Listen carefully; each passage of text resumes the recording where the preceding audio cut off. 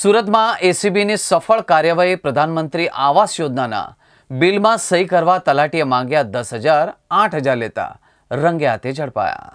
સુરત જિલ્લાના મહુવા તાલુકામાં anti corruption bureau એટલે કે એસીબીએ એક તલાટીને લાંચ લેતા રંગે હાથે ઝડપી પાડ્યા હતા. ગોપલા અને દેવાસણ ગ્રામ પંચાયતના તલાટી કેયુરભાઈ ગરાસિયાની ધરપકડ કરવામાં આવી હતી.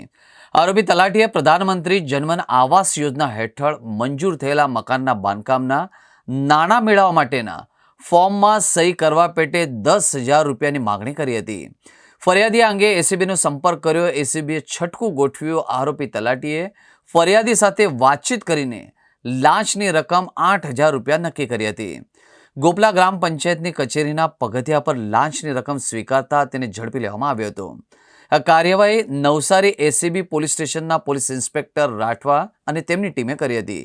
સમગ્ર કાર્યવાહીનું સુપરવિઝન સુરત એસીબી એકમના મદદનીશ નિયામક આર ચૌધરીએ કર્યું હતું.